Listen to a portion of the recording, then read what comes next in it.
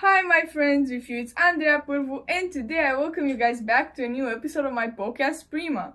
For today's episode I'm going to do another after match review, and for today I obviously chose the match between Romania and Ukraine. In case you guys do not know, I am Romanian, so my favorite team and the team that I support the most in this Euro is Romania.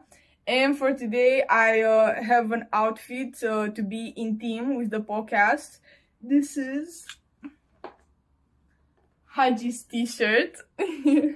So if you guys have seen my first episode, you guys already know that my favorite footballer of all time is Yanis Hagi.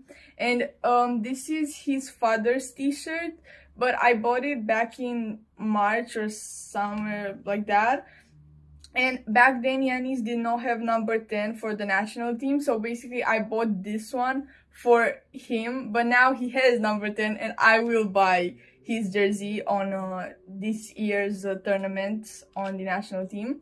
But yeah, for now I'm going to wear his father's t-shirt, but supporting him. Okay, before diving into today's match, yesterday's match, I'm going to I'm going to summarize the other two matches that happened yesterday, and those were Belgium versus Slovakia. I don't know how you pronounce it in English though, I think it's Slovakia, I'm not sure. But yeah, that ended up with the final score 1-0 for Slovakia, and the only scorer was Schranz in minute 7. I mean, Belgium as well scored, but the goal was disallowed due to an offside. And the other match that happened yesterday was Austria versus France, which ended up with the same final score, and the only scorer was Wober, I don't know how you pronounce his name, in minute 38, which was his own goal because he deviated the ball. But honestly, that match was so aggressive. The Austrians were really playing with the price of their lives. The things that happened during that match, I mean, in case you guys did not watch it, I'm just going to tell you only two phases, only two actions for you guys to understand what happened in that match, okay? So, and how the Austrians played. So first of all, Griezmann got I mean, I don't think it was intentional, but they pushed him unintentionally because of the speed and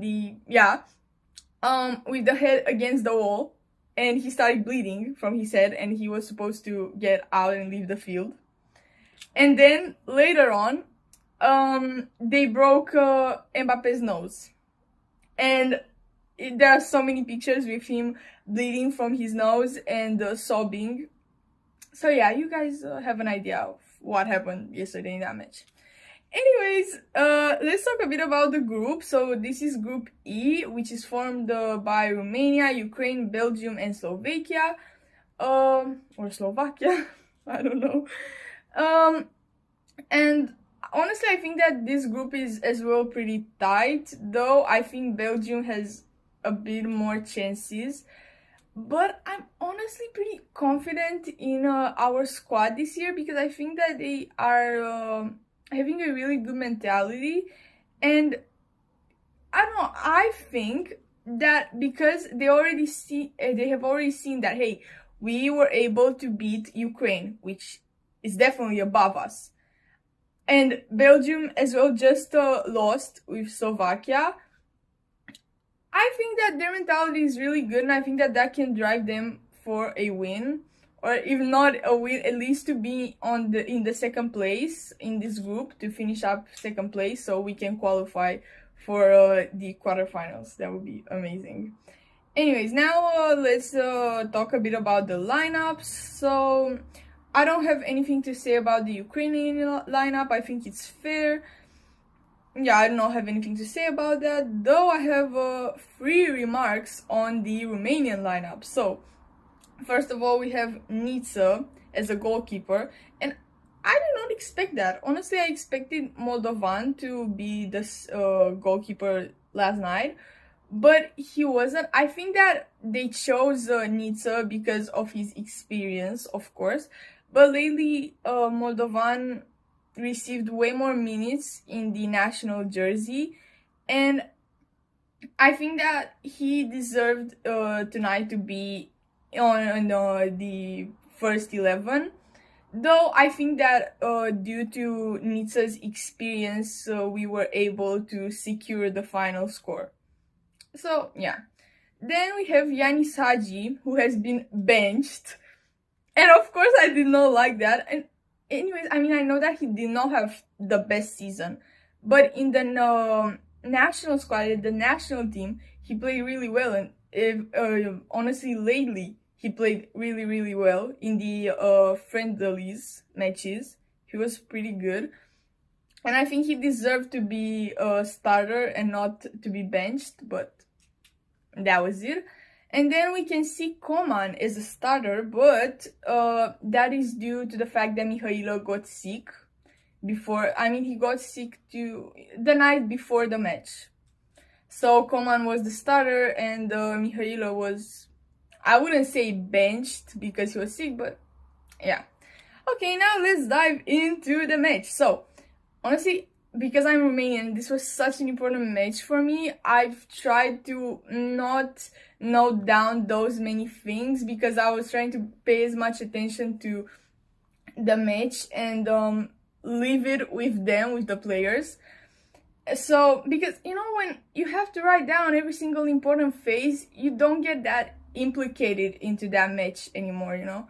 And yeah, honestly, I felt the need to be there, connected, and yeah. So this video is going to be kind of short, but hopefully the commentary is gonna be alright. Anyway, so in minute 20, Ukraine was really dominating us. They were having 70% of the ball possession. But then, 10 minutes later from that, Man created a scoring opportunity for his teammate Nicolae Stanciu. And he scored the first goal of the match, which was a gorgeous goal. And let me tell you something, I do not like Stanciu at all. I do not like him, but honestly, that goal was so, so gorgeous. And I have no remarks on it. I do not have anything to say about it. That was an amazing goal. That was a gorgeous goal. And definitely Lunin's face. I mean, we could have seen it in on his face that after that he got really demoralized and he did not, I mean, his mentality dropped right away. And I think that this first goal was the thing that helped us to unblock the game, because basically before Ukraine was having a lot of opposition, they were linking many passes between each other, but the moment when the first goal was scored, their mentality dropped. And now I mean, I think that y'all are wondering, like, why don't you like Stancho? I mean, he's the captain. He has been playing for this team for around 8 years, or I think I think that 8 years are since he played his last Euro, but I think he plays for even more years for the national team. Well, I mean, 50% of the reason why I do not like him is like a personal reason. And personal reasons, I'm not gonna dive into that topic. But the other 50% is the fact that, I mean, he's not too old, but it feels like his body is pretty old. I mean, I think it feels like he's around 38, the way he plays. And I think sometimes he's really individualist, and he just takes the ball when he shouldn't do that. He tries to do actions when it's not his place to do those actions. Maybe some other players should have caught that pass or do that free kick, or shoot that free kick or whatever. And he always wants to be kind of like, I don't know, he always wants to, he's so individualist. That's actually the word. He's so individualist. And it's not like Ronaldo, you know, Ronaldo is individualist and he has things to lose because of that. But as well, he is a god. I mean, he is individualist, but he plays that ball very well when he catches it. But Stanchu, many times, he just gets the ball when it's not his turn. It's not his place to do that. And he just loses a very big opportunities and stuff like that. And that's why I do not like Stanchu. But this goal, I do not have anything to say against it. And yes, I think that we could have seen in that moment that he has a lot of experience and he he deserves his place in this squad, even though I do not like him. Yeah. Here already the game shifted. I mean, at this point, Romania started gaining more ball possession. We started having 50% of the ball possession. And then minute 37, Man shoots again, but he shoots with power. He shoots like with lots of power, but he shoots wide, so not even on target. Anyways, wait a second, because I'm switching papers. Okay, 4 minutes away from that, Burka wins. A motorcycle interrupted our conversation. So, in minute 41, Burka wins he does an amazing win on an individual duel with Dove Beach against Dove Beach, and he does an amazing defensive action. I hope I will find a video to put it in the corner of the screen.